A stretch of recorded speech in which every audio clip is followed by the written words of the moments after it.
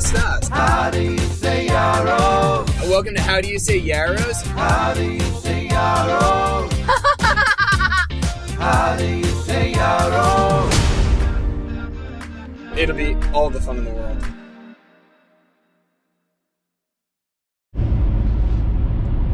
Welcome to How Do You Say Yarrows.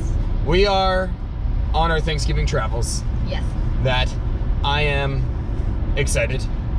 Gabby has a PSL. I do. And my travel anxiety is 1,000 degrees.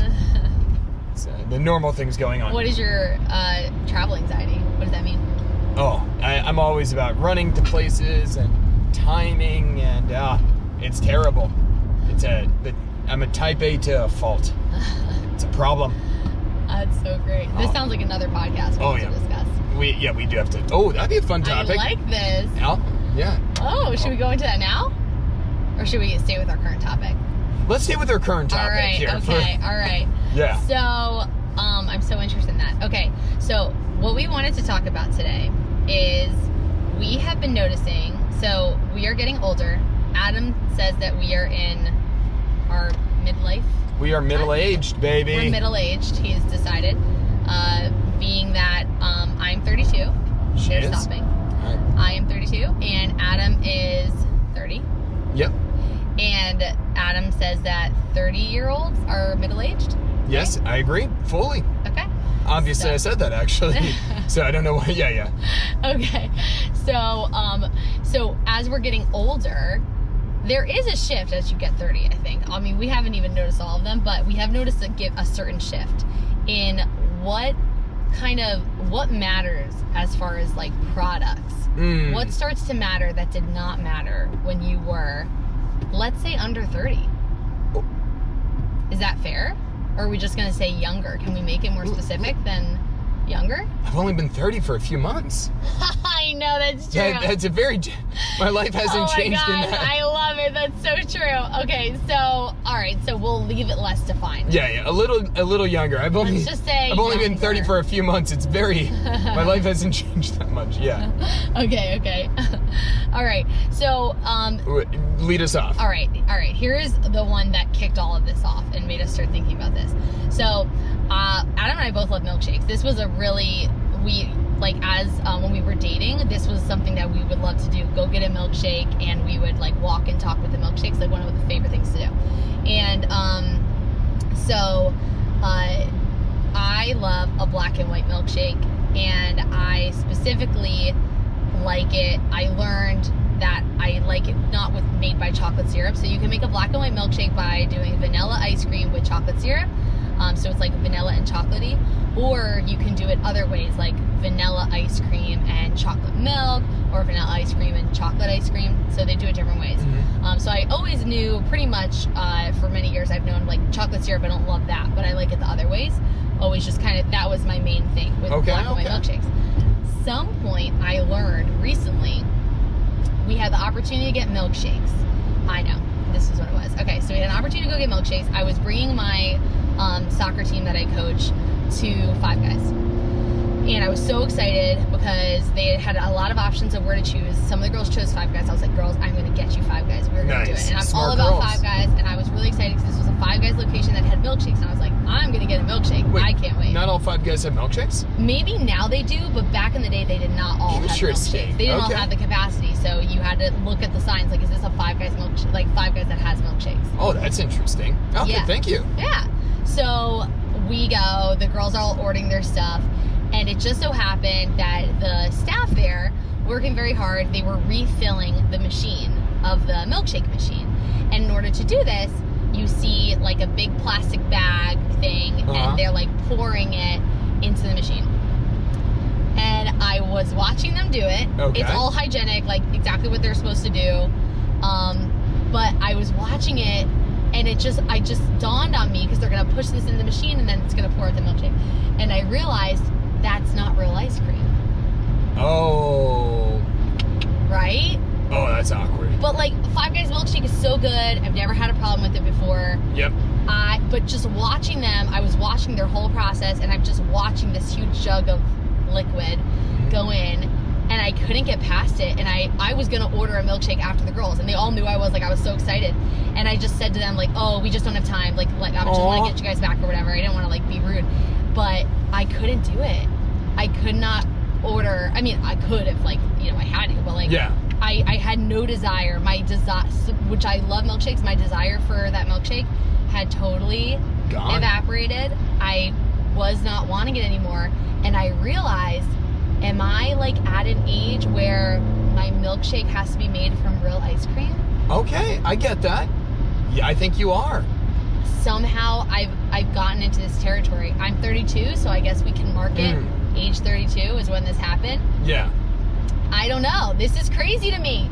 It feels so snobby because I'm someone who I grew up loving Frosties. We would always go to Wendy's. But that's a real Frosties. ice cream. Frosties is not. It's probably the same mix. No, Frosties, that's ice cream. Wendy's, Adam. Wow. Wendy's, This if is you're not- listening, don't give me snark on social media. I love you, Wendy's, and I've always loved Frosties, but I'm saying it's gonna be that bag mix. It's gonna be another, because they're quick service, whether you want to call them quick service or fast food. Oh, nothing it's fast wrong with it, but I always loved that growing up. Whatever. And I just, in that moment, I realized this is a turning point. When I get a milkshake, I think it has to be from a real ice cream shop. Okay, I respect that. I think that's a big deal of knowing that has arrived in life. Yeah, I need it to be scooped into it. I need to yeah, it's crazy. Little hyena. So yeah, I know. Oh. What are you gonna do? I think it's an excellent time to get a real milkshake. There you go. One thing I realized, and this actually happened at 17, that you should, if you're going to read a long book, do not get the small print on that long book. Oh, brilliant. Yeah, so I was in high school, I didn't really pay attention a lot to what was going on. I read books otherwise, just because I was really bored. And I remember reading 2 books in, I think it was my junior year of high school, Ayn Rand's Atlas Shrugged, and then Stephen King's The Stand. And both are really long books. And I, being a high school student, bought the cheaper, small print version, where the other is probably a solid $5 more for each. And I'm like, oh, okay, I'm not spending the money. that's an hour of work at Wegmans. These books are 1,000 pages in small print. It was so hard to read. And granted, I don't have, actually I can't see far away, but I could see nearsighted no problem. So, or I could see things near to me, no problem. But this was so small. I was straining. You had to hold it right to your face. And it's a long-term commitment. So for me, it was oh, okay, this is good. I got to buy this there, a little large. Actually, it's one thing that, although I'm not always crazy about digital books, the fact that you can control the size on those books is very appealing to me. Yeah. It's, if I want a little bit of a bigger print, this is great. I could read it easily. Yep, I love that. Yeah, so that, to me, the book was very important. Felt like that landed home. And that was a 17-year-old feeling. Feel very I'm more of an old man with that a little bit, but I stand by it to this day. I really love that. I think that's actually a really good lesson, and I never learned that myself, so I think that's really good. So what's next for you? I guess, okay, so another thing I've learned, and this one I will say I've been more hesitant to learn. I think that my body has been trying to tell me this maybe for some time. That you're a powerful, independent woman? No. Oh. No, but I love that. Thank you. I love you. I love you. More, I think, so skincare has been something that I think that I have learned that at this point in my life, and I really think this wasn't the case when I was really younger. I'm gonna say college and below. Actually, I'm gonna even say grad school and below. I really could go with kind of whatever skincare. Okay. I mean, I always need a skincare regime. I've always had, problem skin and always want to try different things. So I've always needed to do something, not just yeah, you got to be do someone something. who doesn't whatever, need some specific face lotion or face wash or whatever. I've needed to do that. But what I'm seeing now, and I think probably has been the case maybe the last couple of years as I try to figure it out, and I'm still learning about this, I think that I need to invest a little bit more. I'm not saying I need to get the really expensive ones or anything, but I need to kind of read a little bit more about what I'm trying to use on my face particular, but really all skin, in order to be comfortable, and just to like invest in my skin, because it's like a worthwhile investment. Your beautiful And skin. It's like, it's one of those things that's kind of just dawned on me. Oh, thank you, Adam. You're It welcome. kind of dawned on me, like, I don't necessarily need to look for like the sale for my skin. You know, look for a sale for a tank top, whatever. You know, I'm still at a place where I can wear whatever tank top I care to wear. Yes, but, you can. but you know, like, Yes, you can. but you know, you're ridiculous. But She's cute. But skin, it's just like, you know, my skin, you know, continues to transform as I get older and everything, and I need to kind of be more strategic, like maybe be more conscientious of like what I'm reading, you know, and if it's like, you know, I'm talking difference of like $7 to $14. Okay, I'm not talking like way more expensive, but you know, like if there's one that's rated more highly and it's $14 in the past, first of all, I wouldn't even have looked at the rating. Second of all, I would have been like, oh well, you know, no way I'm spending $14, like, you know, and I still have to fight myself on it. So now I'm trying to, you know, push past that and like that's like expand my range a little bit if it's really a good one that's gonna, you know, be the right thing for my skin. Okay. Yeah. So just a little plug. The Adam's mom actually is teaching me a lot she's about good. skincare. Oh yeah. And Chrissy Yaros. Christy Yaros, it is so much fun because she has all this knowledge about it. She's like learned about it so much over the years, and so she's teaching me. She gave me a cool book on it that I'm like piece by piece reading, and then she also told me about this website that's called Beautypedia. Ooh. It's amazing. I think I'm saying that right. When I said it to someone, and they were like, "Oh yeah, I know about that." So I think this is like a known thing. But anyway, they rate all these different skincare products, like a very broad range, and they kind of tell you all this different stuff about it. So that's been one of the tools that I'm using as I've learned about that. Feel free to explore if you'd like. Yeah. Okay, girl. What about you? Oh, okay. So as I've gotten older, things I've learned is I've got to tell you, Patagonia, or things that I kind of matters. that matters. Thank you. I think for me, it's longevity. So like, and I'll use specifically, and my thought is always Patagonia products with this. Yep. But I think for me, it's like, okay, like how long am I buying this for? And that kind of justifies the cost. So, okay, because you've been like this the whole time I've known you. Is this something you learned like at 12 years old? Or did you start this in your 20s? I think it was in my 20s. Okay. Yeah, like, So you weren't like this in high school? I don't know if I had enough thought of purchasing anything in high school. Right. Yeah, but for me, it's like, so, well, you know what, even then, that's too broad of an example. All right, let me take that back. I'll go with it. Quick question about that. Yeah. Did your parents buy your clothes and stuff in They high did. school? No, but I mean, like, did they pick it out for you? No. Oh, okay, you picked it out. Yes. Okay, Mostly, no, I mostly. thought by that you meant, you know, you were one of those guys that has no interest in it and your parents picked it out, and I was really surprised. No, you know, I didn't have really any fashion. I'm not claiming even good fashion now. That's fine, yeah. But I didn't have really any fashion But in you middle had an school. opinion. In high school, I started In high school, to. Yeah. exactly. I'll go with light bulbs. This sounds weird, but light bulbs matter to me. One, because, and as I've grown older, I've seen more and more, because the lighting really does create the setting of an area. So it's like, okay, buying the cheapest, like most disposable one, usually isn't comfortable. Because it's like, and I saw this really when I went to college, of like, okay, they have these bright fluorescent lights over you, and it's oppressively terrible.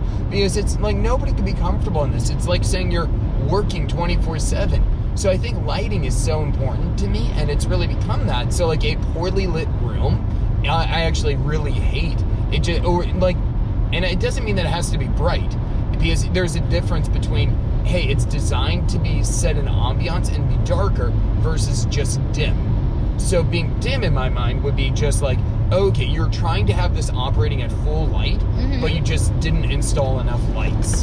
I feel like you learned this at your first, like, job. Oh yeah, my first church, because the whole building was dim. Yeah. And I say that unapologetically, and normally we don't talk about church things, but I installed tons of lights there, and it was needed. Everybody agreed upon this. But it was the big challenge that we had, and this is not a bad thing or a secretive. Yeah. It was, you know, it's this huge building, and there's just like, it's enormous, but it's so dark, and when you look at it, it's actually dim. It's not that it's setting an ambiance of holiness. No, it is just not well lit. And that was the problem.